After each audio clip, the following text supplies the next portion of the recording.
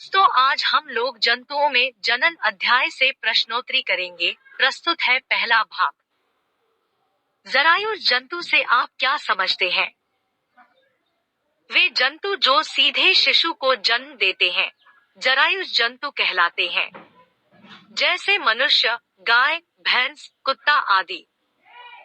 अंडप्रजक जंतु से आप क्या समझते हैं? वे जंतु जो अंडे देते हैं, उसके बाद उससे शिशु जन्म लेता है, अंडप्रजक जंतु कहलाता है, जैसे छिपकली, तितली, मुर्गी आदि। जंतुओं में जनन की कौन कौन सी विधियां हैं? दो विधियां, लैंगिक जनन और अलैंगिक जनन। लैंगिक जनन से आप क्या समझते हैं? जनन की वह विधि जिसमें दो युग्मकों के मिलने से नए जीव की उत्पत्ति होती है, लैंगिक जनन कहलाता है। जंतुओं में नर जनन अंग और मादा जनन अंग अलग अलग होते हैं। नर जननांग का नाम बताएं। वृषण, शुक्राणु नली और शिश्न। मादा जननांग का नाम बताएं। अंडाशय, अंडवाहिनी और गर्भाशय। जंतुओं के नर युग्मक का नाम बताएं। शुक्राणु। जंतुओं के मादा युग्मक का नाम बताएं।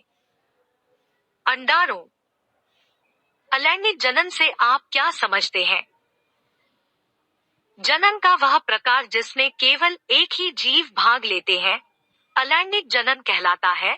इसमें नर तथा मादा अलग अलग नहीं होते हैं, जैसे हाइड्रा में मुकुलन, अमीबा में विखंडन आदि।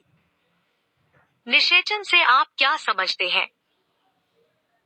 निषेचन वह प्रक्रिया है जिसमें नर के शुक्राणु और मादा के अंडाणु का संयोजन होता है। निषेचन कितने प्रकार के होते हैं? दो प्रकार, आंतरिक निषेचन और बाह्य निषेचन। आंतरिक निषेचन क्या है? वह निषेचन जो माता के शरीर के अंदर होता है, आंतरिक निषेचन कहलाता है। जैसे मनुष्य, गाय, कुत्ते, मुर्गी इत्यादि जंतुओं में आंतरिक निषेचन होता है। बाह्य निषेचन क्या है? वह निषेचन जो मादा के शरीर के बाहर होता है, बाह्य निषेचन कहलाता है। जैसे मेंढक, मछली, स्टारफिश जैसे जलीय जंतुओं में होता है। भ्रूण, एम्ब्रियो क्या है? निषेचन के परिणाम स्वरूप युग्मनज बनता है, जो विकसित और विभाजित होकर कोशिकाओं के गोले में बदल जाता है, जिसे भ्रूण कहते हैं। Thanks of watching. Please like, subscribe and share.